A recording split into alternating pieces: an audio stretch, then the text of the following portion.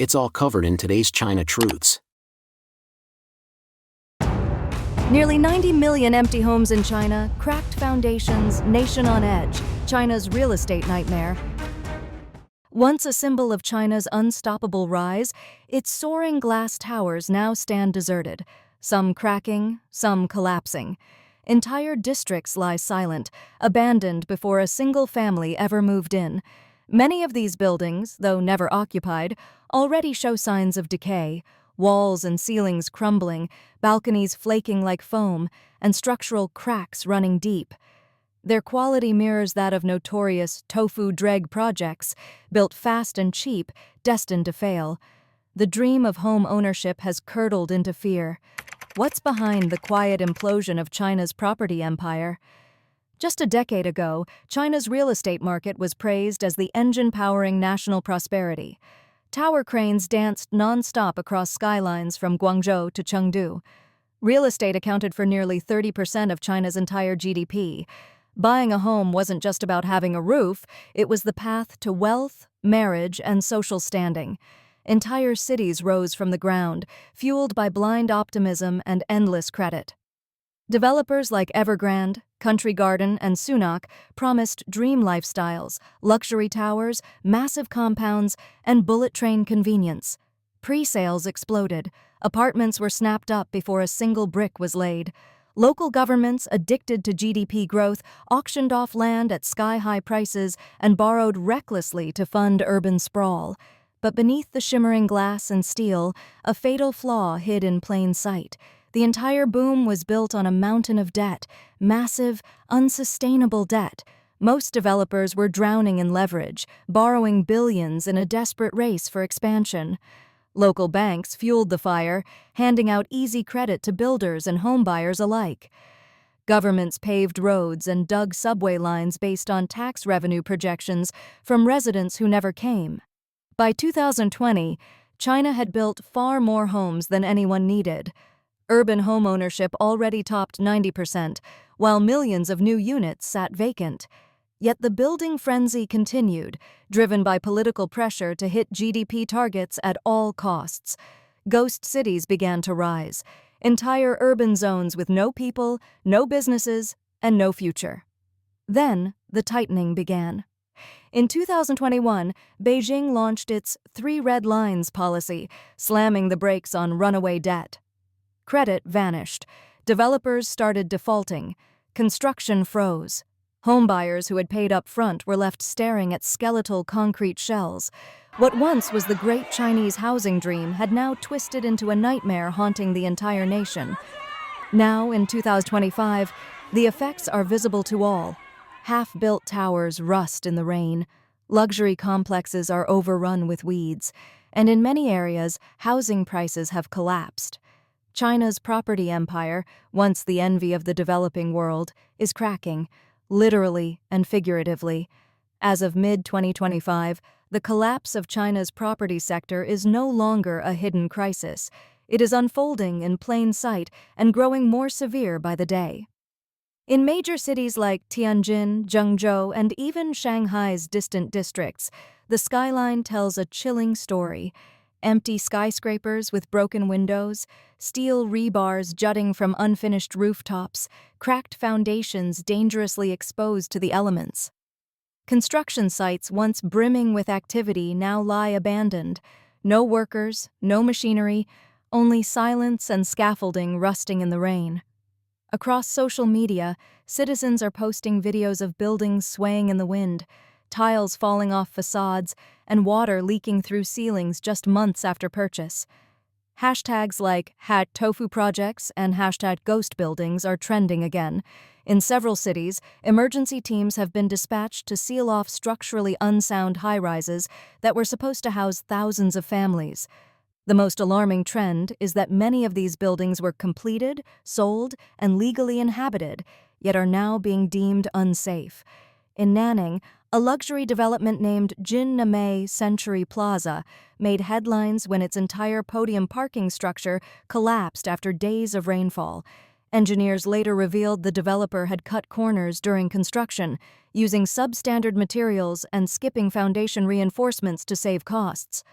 Over 300 families have now been evacuated, with no compensation in sight.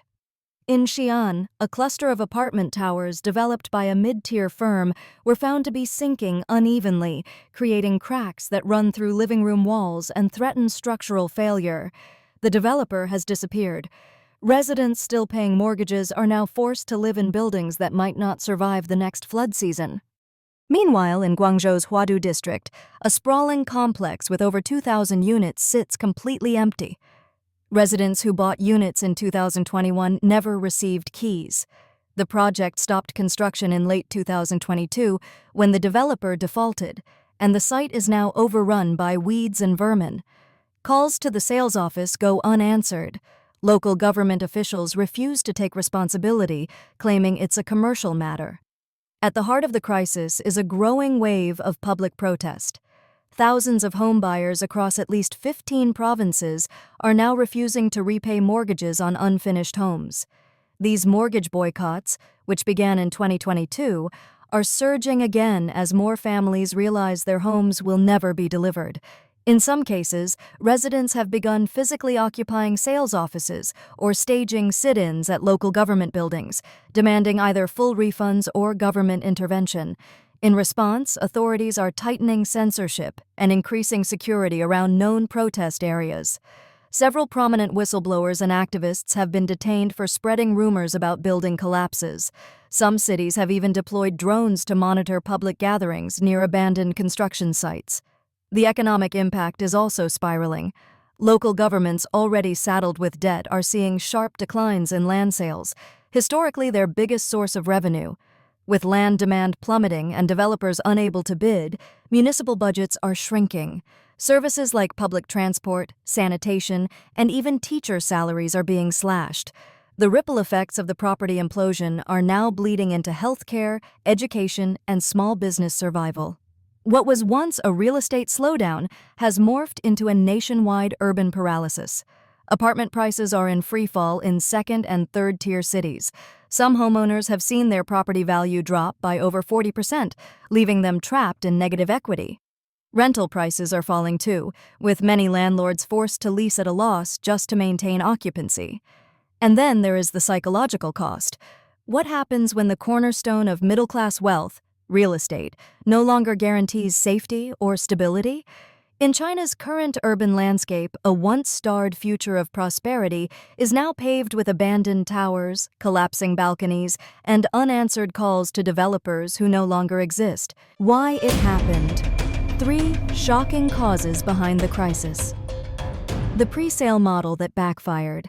At the heart of China's real estate collapse is the pre-sale housing model, a system where developers finance construction using down payments from buyers before buildings are completed. This model fueled China's property boom for 2 decades. It allowed rapid expansion without heavy upfront capital. Developers could start new projects using money collected from current buyers, essentially operating like a Ponzi scheme. But as soon as confidence dropped, the cycle broke. When developers like Evergrande, Kaisa, and Sunac defaulted on debts, thousands of projects halted midway. Buyers were left with mortgages but no homes. The banking system, heavily exposed to property loans, tightened credit. Other developers soon lost access to new funding. Without fresh capital, even solvent firms struggled to finish ongoing projects. Worse, many developers had used the same plot of land as collateral for multiple loans, a practice quietly tolerated for years. Once defaults began, collateral values crashed, and even completed buildings became toxic assets. The collapse of trust in pre-sales destroyed consumer confidence, sparking mortgage boycotts and fueling a vicious cycle. No new buyers, no funding, no construction, no delivery. This year, Guangdong, Guangxi, and Hainan had a huge lychee harvest. But with the economy in shambles, prices have totally collapsed, dropping to just 1 yuan or even a few cents per caddy. They can't sell them, so they're feeding them to cows and pigs, or just dumping them in fields or by the roadside. Farmers say they've never seen lychees sell for so little, and many can't hold back their tears. Recently, tons of videos have popped up all over Chinese social media. Lychee growers and sellers are crying out, The market is horrible, and in many places, prices have dropped to under 1 yuan per caddy. Some are so desperate they're selling at a loss, begging buyers to take them for just 50 cents. In the videos, you can see lychee trucks packed at buying points in Guangdong and Guangxi. There's fruit everywhere, but not enough buyers. One blogger said there are more sellers than buyers.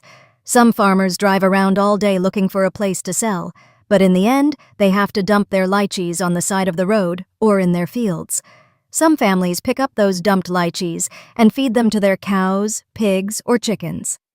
Another blogger said, lychees are everywhere. Each household has hundreds or even thousands of kilos, but no one wants them.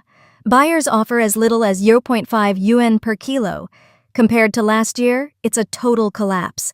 Some farmers don't even bother picking. They just let the fruit rot on the trees or feed it to chickens. On June 18th, Jiupai News reported that Mr. Su, head of a lychee co-op in Gaozhou, Maoming, confirmed prices had dropped to just over 1 yuan per caddy. In past years, prices never dipped below 6 yuan. His co-op grows lychees on nearly 200 acres, but even in this bumper year, they only harvested 80,000 to 90,000 caddies. Almost half went to waste. Mr. Su said that seeing the market crash, he gave up. "I just don't pick anymore. It's really not worth it. The money I'd make wouldn't even cover labor. Why bother?" He said only the more expensive Guiwei variety is still being picked and sold. In recent years, as China's economy stagnates, officials keep pushing the so-called bright economic outlook. But behind the scenes, they're trying to cover up just how bad the lychee market really is. The Maoming Agricultural Bureau told mainland media that the low prices were just a rare case, claiming most markets are normal. On June 14th, Communist Party mouthpiece People's Daily reported from Maoming, China's largest lychee-growing city, saying it was golden all year round. They quoted fruit farmers proudly saying, "It's hard work, but it's sweet." A village was said to have 13,000 tons of production and an output value of 150 million yuan.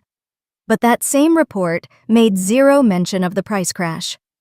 On June 24th, the blogger Happy said the phrase, 10 yuan for 3 caddies is everywhere now. Some people are thrilled with fruit freedom, but fruit farmers are heartbroken. "Is it really freedom? Is it something to be happy about?" she asked. "Farmers keep telling me why even bother picking? The price doesn't even cover the workers. Just let them rot." She added, "Fertilizer gets more expensive every year. Farmers work from dawn to dusk, sweating under the burning sun, bitten by bugs, just hoping for a good harvest. But in the end, there's no joy, just despair. Cheap fruit doesn't even pay back what they spent." Some Taiwanese netizens said that back in the day, Taiwan used to turn surplus fruit into canned lychees. At least they were used. But others raised food safety concerns. Chinese lychees are often sprayed heavily with pesticides, and supermarket fruits are loaded with preservatives for long-haul transport.